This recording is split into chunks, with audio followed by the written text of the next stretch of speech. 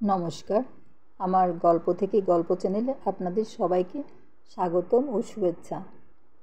এখানে আমি কথাশিল্পী শরৎচন্দ্র চট্টোপাধ্যায়ের রামের সুমতি গল্পটি পর্ব আকারে উপস্থাপন করছি। এর আগে আমি শ্রীকান্ত থেকে ইন্দ্রনাথের অধ্যায়টা গল্পকারে উপস্থাপন করেছি। যদি আপনাদের ইন্দ্রনাথের গল্প শুনতে ইচ্ছে করে তাহলে ডেসক্রিপশনে যে লিঙ্ক দেওয়া আছে সেগুলি ক্লিক করে শুনতে পারেন। আর আমার এই প্রচেষ্টা যদি আপনাদের এতটুকু আনন্দ দেয় তাহলে প্লিজ চ্যানেলটি সাবস্ক্রাইব, কমেন্ট এবং শেয়ার করুন। চলুন আজকের গল্পে ফিরে যাই। আজকের গল্পটি হচ্ছে রামের সুমতি পর্ব 4। 8-10 দিন বেশ নিরুপদ্রবে কাটিল। দিগম্বরী যে কটাক্ষ করিতেন না তাহা নহে, কিন্তু রাম রাগ করিত না। বৌদি সেদিনকার কথা ঠিক বিশ্বাস না করিলেও তাহার ভয় হইয়া গিয়াছিল। কিন্তু ভগবান বিরূপ, আবার দুর্ঘটনা ঘটিল। আজ দিগম্বরী তাহার পিতৃদেবের উদ্দেশ্যে দ্বাদশটি ব্রাহ্মণ ভোজনের সংকল্প করিয়াছিলেন। পিতার প্রেতাত্মা এতদিন ছেলের বাড়িতে চুপ করিয়াছিল, এখন নাথ জামাইয়ের বাড়িতে যাতায়াত করিতে লাগিল, অবশ্য স্বপ্নে। তবু তাহাকে সন্তুষ্ট করা যাইত। সকালবেলা রাম আঁক কষিতেছিল। ভোলা আসিয়া চুপি চুপি খবর দিয়া গেল, দাদা ঠাকুর, বগাবাগদি তোমার কার্তিক গণেশকে চাপাবার জন্য জাল এনেছে, দেখবে এসো। একটু বুঝাইয়া বলি, বহুদিনের পুরাতন গোটা 2 বড় গোছের রুই মাছ ঘাটের কাছে সর্বদাই ঘোরাঘুরি করিত। মানুষজনকে সে দুটো আদৌ ভয় করিত না। রাম বলিত এরা তার পোষা মাছ, এবং নাম দিয়াছিল কার্তিক গণেশ। এ পাড়ায় এমন কেহ ছিল না যে কার্তিক গণেশের অসাধারণ রূপগুণের বিবরণ রামের কাছে শোনে নাই, এবং তাহার অনুরোধে একবার দেখিতে আসে নাই। কি যে তাহাদের বিশেষত্ব তাহা কেবল সেই জানিত, এবং কে কার্তিক কে গণেশ শুধু সেই চিনিত। ভোলাও সবসময় ঠাহর করিতে পারিত না বলিয়া রামের কাছে কানমলা খাইত। নারায়ণী হাসিয়া বলিতেন, রামের কার্তিক গণেশ কাজে লাগবে আমার শ্রাদ্ধের সময়। ভোলার খবরটা রামকে কিছুমাত্র বিচলিত করিল না। সে স্লেটের উপর ঝুঁকিয়া পড়িয়া বলিল, একবারে চেপে মজা দেখুক না, জাল ছিঁড়ে তারা বেরিয়ে যাবে। ভোলা কহিল, না দাদা ঠাকুর, আমাদের জাল নয়, ভোগা জেলেদের মোটা জাল চেয়ে এনেছে, সে ছিঁড়বে না। রাম স্লেট রাখিয়া বলিল, চল তো দেখি। পুকুর ধারে আসিয়া দেখিল তাহার কার্তিক গণেশের বিরুদ্ধে সত্যই ষড়যন্ত্র চলিতেছে। ভগা ঘাটের কাছে জলে কতগুলো মুড়ি ভাসাইয়া দিয়া জাল উদ্যত করিয়া প্রস্তুত হইয়া আছে। রাম আসিয়া তাহাকে একটা ধাক্কা মারিয়া বলিল, হতবাগা মুড়দি, আমার মাছ ডাকছ? ভগা কান্দ কান্দ হইয়া বলিল, বড়বাবু হুকুম দিয়ে গেছেন, অন্য মাছ আর পাওয়া গেল না দাদা ঠাকুর। রাম তাহার হইতে জাল ছিনাইয়া লইয়া টান মারিয়া ফেলিয়া বলিল, যা দূর হ। ভগা জাল তুলিয়া লইয়া আস্তে আস্তে চলিয়া গেল। রাম ফিরিয়া আসিয়া পুনর্বার স্লেট পেন্সিল লইয়া বসিল। সে কাহার উপর রাগ করিবে না প্রতিজ্ঞা করিয়াছিল। দিগম্বরী আজ সকাল সকাল আহ্নিক সারিয়া লইতেছিলেন। নেত্য আসিয়া খবর দিল, মাছ পাওয়া গেল না দিদিমা, ছোটবাবু বঘাবাগদিকে মেরে ধরে হাঁকিয়ে দিয়েছেন। এই মাছ দুইটার উপর দিগম্বরীর লুব্ধ দৃষ্টি ছিল। বড় রুই মাছের মোড়ার সম্বন্ধে বিধবার মনের ভাব অনুমান করিতে নাই। সুতরাং লোভ তাহার ঠিক নিজের জন্য নয় বটে, কিন্তু নিজের কোনো একটা কাজে স্বহস্তে রাঁধিয়া সৎ ব্রাহ্মণের পাতে দিয়া পুণ্য ও খ্যাতি অর্জন করিবার বাসনা অনেক দিন হইতে তিনি মনে মনে পোষণ করিতেছিলেন। কাল জামাইয়ের মত লইয়া, অর্থাৎ কার্তিক গণেশ সম্বন্ধে আভাস মাত্র না দিয়া জেলেদের মোটা জাল চাহিয়া আনাইয়া প্রজা ভগাবাগদিকে 4 আনা বকশিস কবুল করিয়া সমস্ত আয়োজন একরকম সম্পূর্ণ করিয়াই রাখিয়াছিলেন। আজ সকালেও সেই দুইটা প্রাণীকে ঘাটের কাছে ঘুরিতে ফিরিতে দেখিয়া আসিয়া নিশ্চিন্ত হৃষ্টচিত্তে জবে বসিয়াছিলেন। এমন সময় এইরূপ দুঃসংবাদ তাহাকে হিতাহিত জ্ঞানশূন্য করিয়া তুলিল। তাহার দাঁত কিরমির করা অভ্যাস ছিল।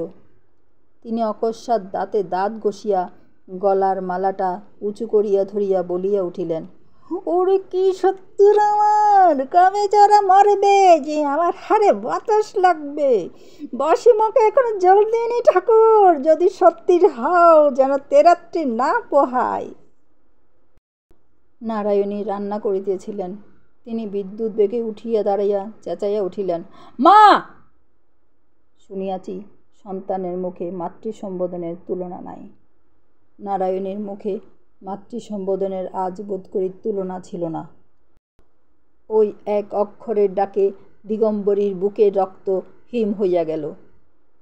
কিন্তু নারায়ণীও আর কিছুই বলিতে পারিলেন না। দেখিতে দেখিতে তাহার দুই গণ্ড বাহিয়া টপ টপ করিয়া জল ঝরিয়া পড়িতে লাগিল। ক্ষণেক পরে চোখ মুছিয়া যেখানে রাম পড়াতরি করিতেছিল সেখানে আসিয়া দাঁড়াইলেন। কঠোর স্বরে প্রশ্ন করিলেন, তুই বগা বাগদিকে মেরে ধরে হাঁকিয়ে দিয়েছিস? রাম চমকাইয়া স্লেট হতে মুখ তুলিয়া এক মুহূর্ত তাহার মুখের পানে চাহিয়া দেখিল এবং জবাব দিবার লেশমাত্র চেষ্টা না করিয়া ওদিকের দরজা দিয়া ঊর্ধ্বশ্বাসে পলায়ন করিল। নারায়ণী ভিতরের কথা জানিতে পারিলেন না। ফিরিয়া আসিয়া বগাবাগদিকে ডাকাইয়া মানিলেন এবং মাছ ধরিয়া আনিতে হুকুম দিলেন। হুকুম পাইয়া বগা জাল লইয়া গেল এবং অবিলম্বে এক প্রকাণ্ড রুই ঘাড়ে করিয়া ধরাস করিয়া উঠানের মাঝখানে ফেলিয়া দিল। নারায়ণী রান্নাঘরের দরজায় দাঁড়াইয়া মাছ দেখিয়া এখন শিহরিয়া উঠিলেন। শঙ্কিত হইয়া কহিলেন, ওরে, একে ঘাটে ধরিসনি তো? এ রামের কার্তিক গণেশ নয় তো? বঘা এত শীঘ্র এত বড় মাছ আনিতে পারিয়া বাহাদুরি করিয়া বলিল, এগে মাটা কুরন, এ ঘেঁটো রুই, বড় জবর রুই। দিগম্বরীকে আঙ্গুল দিয়া দেখাইয়া বলিল, ও মাটা কুরন, এনাকেই ধরতে বলে দিয়েছিল। নারায়ণী স্তম্ভিত হইয়া দাঁড়াইয়া রহিলেন। নিত্যকালী যদিও রামের উপর খুব সদয় নহে, তবুও মাছ দেখিয়া সে রাগিয়া উঠিল।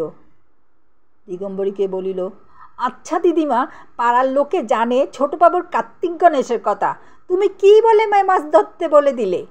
2-3টে পুকুরে কি আর মাছ ছিল না? 10টা লোক খাবে, তা একটা আধমনি মাছই বা কি হবে? লুকিয়ে ফেলো ওকে, কোথায় গেছে তিনি এখনই এসে পড়বে।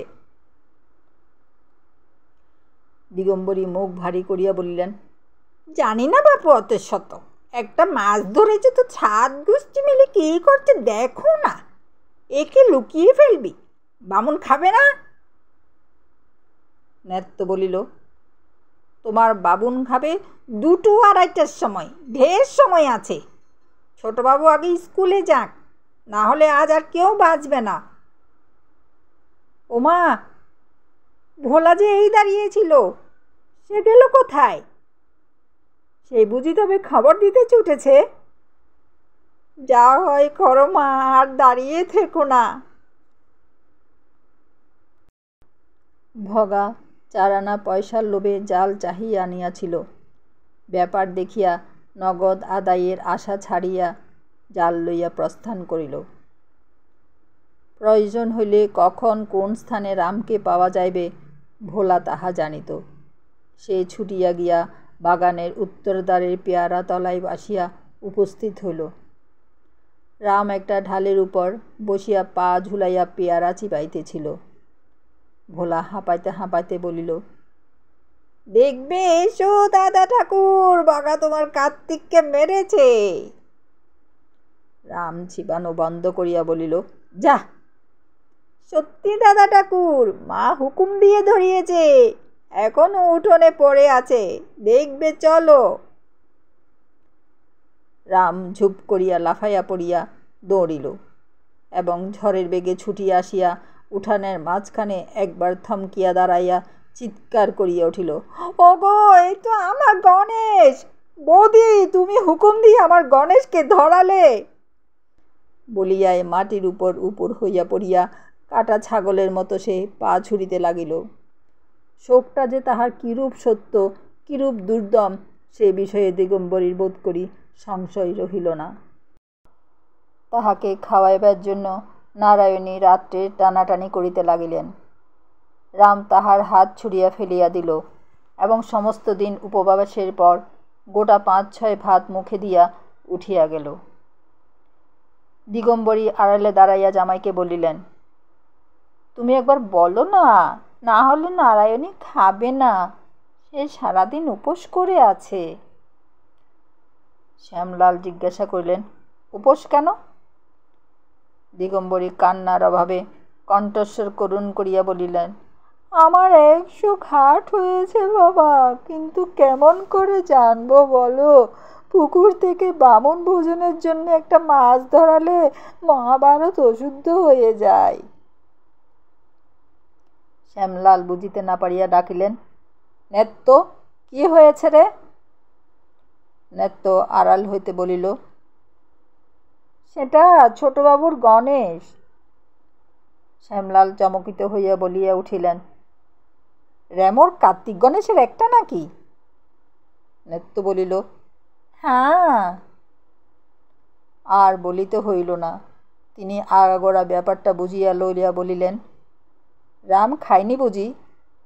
নেত্য বলিল, না। শ্যামলাল বলিলেন, তবে আর খেতে বলে কি হবে? সে খায়নি, ও খাবে কি? দিগম্বরী বলিতে লাগিলেন, এমন কাণ্ড হবে জানলে বামুন খাওয়াবার কথা তুলতাম না বাবা। ও নিজে কেনই বা হুকুম দিয়ে মাছ ধরালে, আর কেনই বা এমন ধারা করছে, তা সে ওই জানে। আমি তো চুপ করেই ছিলাম, তবু সব দোষ যে না আমারই। আমাদের না হয় আর কোথাও পাঠিয়ে দাও বাবা, এখানে একদণ্ড আর থাকতে ভরসা হয় না। একটুখানি চুপ করিয়া রীতিমতো কান্নার সুরে পুনরায় শুরু করিলেন, কপাল আমার এমন করে যদি নাই পড়বে, তমন আর ভাই মরবে কেন?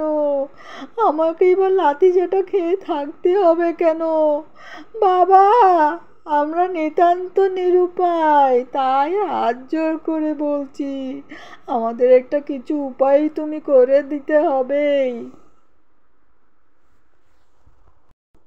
শ্যামলাল ব্যস্ত হইয়া উঠিলেন, কিন্তু হাঁ না কিছুই বলিতে পারিলেন না। নারায়ণী আড়ালে দাঁড়াইয়া নিজের মায়ের এ নির্লজ্জ ঠকামোর লজ্জায় মরমে বনিয়া যাইতে লাগিলেন। তিনি ফিরিয়া আসিয়া রামের রুদ্ধ দরজায় ঘা দিয়া ডাকিলেন, লক্ষ্মী মানিক আমার, দোরটা একবার খুলে দে। রাম জাগিয়াছিল, সাড়া দিল না। নারায়ণী আবার ডাকিলেন, ওঠ, দোর খোল। এবারে চেঁচাইয়া বলিল, না, খুলব না, তুমি যাও, তোমরা সবাই আমার শত্রু। আচ্ছা তাই, তুই দোর খোল। না না না, খুলব না। সত্যি সে রাত্রে কপাট খুলিল না। শ্যামলাল ঘরের ভিতর হইতে সমস্ত শুনিতে পাইয়াছিলেন। নারায়ণী ঘরে আসিতেই বলিলেন, হয় একটা উপায় করো, না হয় যেখানে ইচ্ছে আমি চলে যাব। এত হাঙ্গামা আমার বরদাস্ত হয় না। নারায়ণী নিরুত্তর হইয়া ভাবিতে লাগিলেন। আজকের পর্ব এখানেই শেষ। আগামী পর্ব নিয়ে অচিরেই হাজির হচ্ছি। আমার গল্পটি শোনার জন্য আপনাদের অসংখ্য ধন্যবাদ।